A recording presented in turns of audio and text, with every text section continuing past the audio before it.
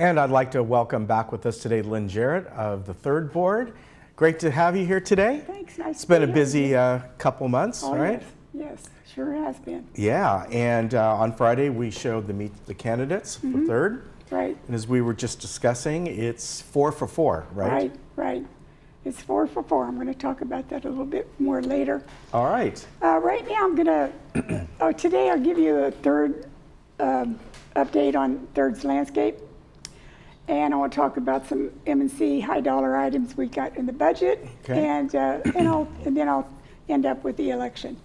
First of all, landscaping, as you know, at this time of the year, this wonderful weather, there's a lot of work going on to catch up after the rains last year and all like that. But we had a very high dollar slope contract signed recently, and boy, we have contractors coming in to do the work. We certainly don't have that kind of staff to do the slopes. In the fire risk area, they started out at the water tower over on Bahia Blanca, and then they went all around Bahia Blanca and worked the slopes there. And that was our highest priority. You know, fire department wanted us to get those slopes cleared off for fire risk. So every slope that needs worked or reworked this year is going to get it done. And because that's one of the biggest complaints we've had in landscaping is the slopes. So we're really working hard on that. And up in gate 14 right now, today when I came down here, I couldn't believe how many workers were on the side of that hill cleaning it up. So they got, the contractors are there, and they've got yellow suits on. They look like little bees up there cleaning up the slopes. They've really been working hard. And one of the things that they worked on was between the buildings of 4001 and 002, behind the carports, the slope goes up very high and steep. Right. And it ends up with where the top of the hill is our buildings 4003, 4, and 5. They cleaned that off, and I don't believe since I've lived here 11 years that slope has ever been cleaned off. The overgrowth was unbelievable. And of course the people they lost their views, and there's people out there trying to cut some of the stuff themselves, the overgrowth. Anyway, it's just amazing how that looks now. It'll never look the same. So Saturday I got a call from a resident. He said, I've never seen anything like this with those slopes being cleared off in gate 14. That's unbelievable. He said, now can you do something about topping the trees? He said, I'm losing my view. I said, no, we can't top the trees because we don't top trees. Right. And especially, we have a resolution against topping trees unless they've been topped before. And the other thing is, a lot of people, they want a view.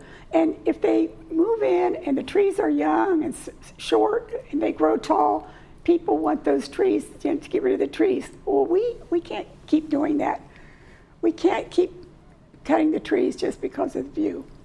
So anyway, by the end of June, there were 99 palm trees trimmed and 26 trees trimmed among a lot of the trimming that needed to be done.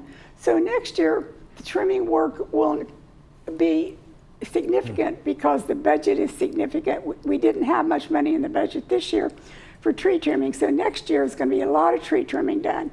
And people are begging for it now. So it is going to be happen.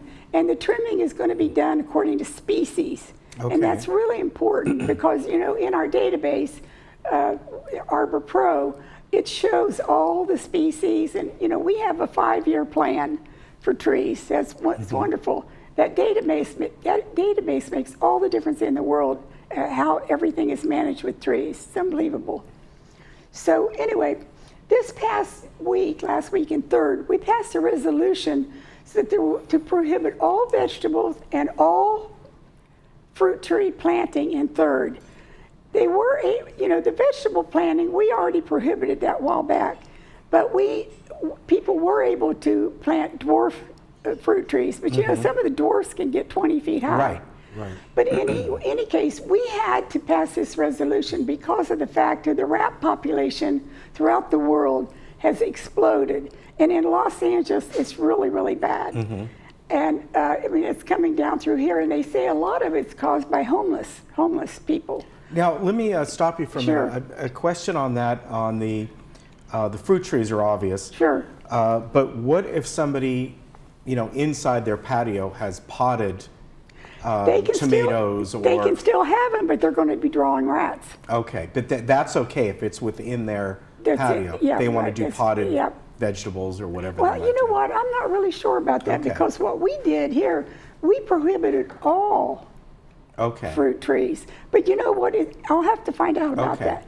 But one of the things is that this is going to cause a problem with real estate, real estate sellers and buyers. They have to know the rules because basically we're going to have to get rid of the fruit trees that are already there. It's going to take years. Yeah. We're not going to go in and make people or cut people's fruit trees down that they have now. But when they sell their unit, we're going to go in and we're going to remove the fruit trees. Okay. So real estate people will be notified of this resolution once it gets past the 28-day stage.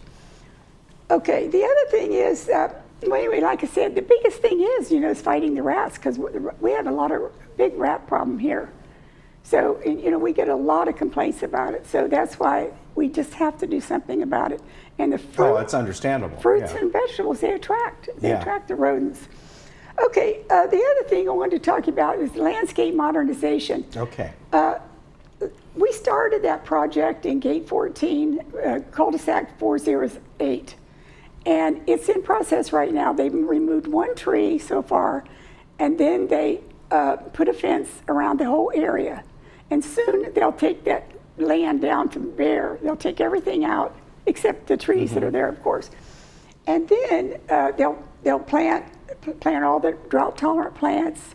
They'll put the decomposed granite walkways in, a few benches, and it's really going to be beautiful. Yeah, that'll be nice. It's really, really going to be beautiful. Very nice. Yeah. And for our budget purposes, landscape modernization is going to play a big part because we have to get rid of the grass.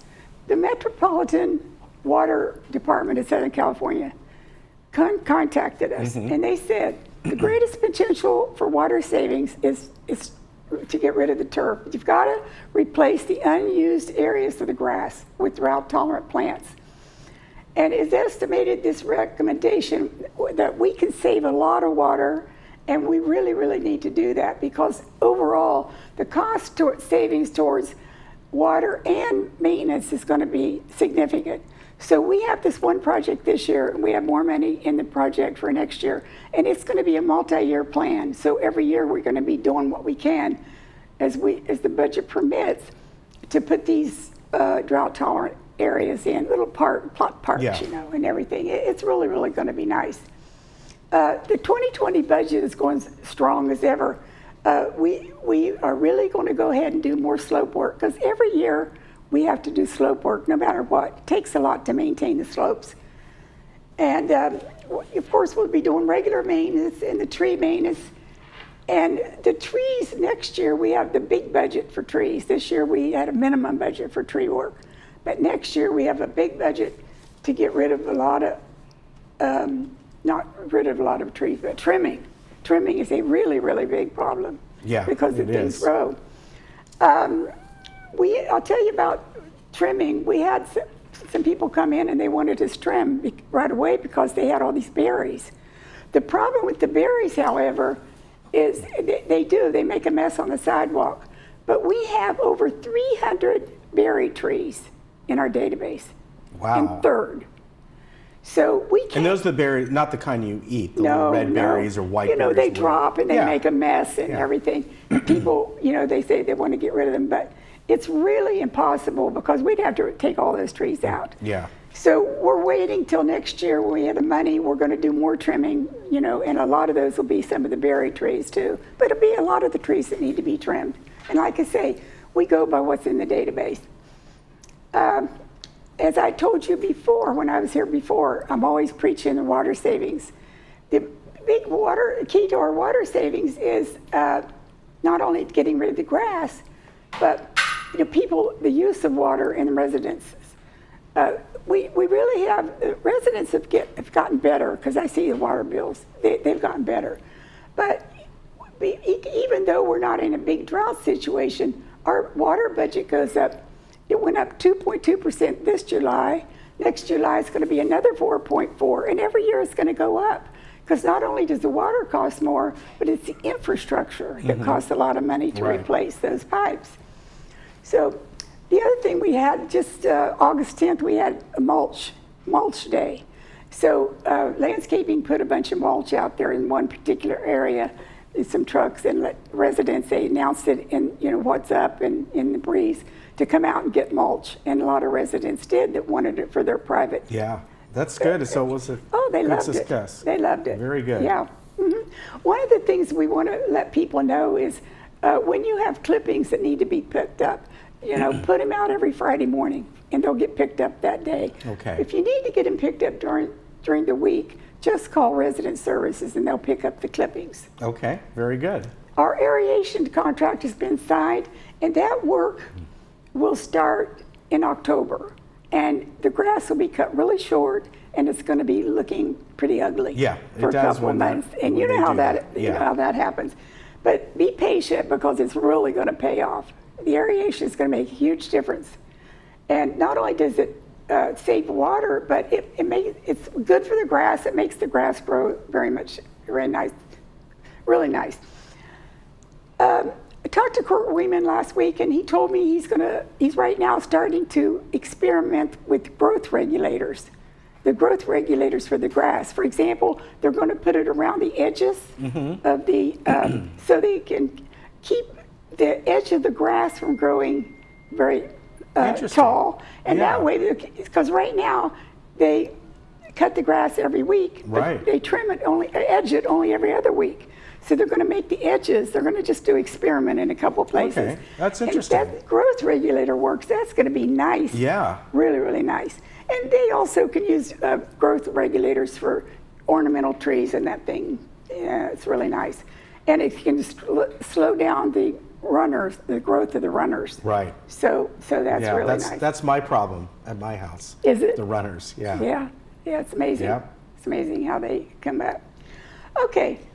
In M&C, I just wanted to mention M&C, we just finished our budget. It was just unbelievable, a lot of work. Staff put in so much work, and all the board members. And it was just really amazing how people get together and work and make this thing happen every year. And this is the first year I was involved and got to see it firsthand, because in my career I had to work on budgets, so I was very aware of how they operate. But some of our larger dollar issues in M&C is the prior to paint program, which includes dry rot and deck repairs, the painting program, waistline remediation, which is huge. It's absolutely huge. They did the first it's a big project. Yeah, they did a 3-story building, the first LH21. I think they started at the beginning of June, and it's about a 6 to 9 week project. I think that one took a couple more weeks, because they ran into some problems they didn't anticipate, because the original engineering drawings for that building weren't accurate. So because they weren't accurate, they ran into problems, but they made it happen. So they've got a good start on the LH21 3-story buildings.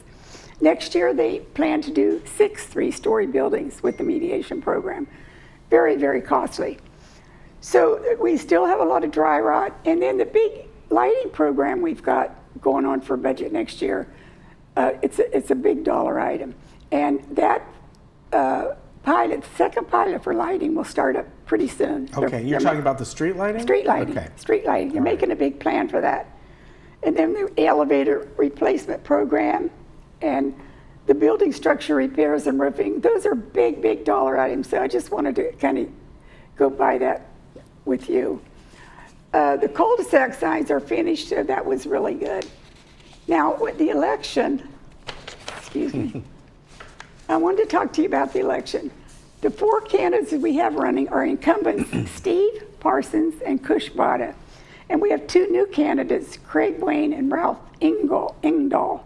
Ralph now, he serves on the VMS board, so we know Ralph. Right. So, and Craig has sit in on a lot of meetings. We've seen him in the audience quite a lot the past year. So these 4 people are running for 4 positions, And we wish we didn't have to have an election, but the state law demands that we have to have an election.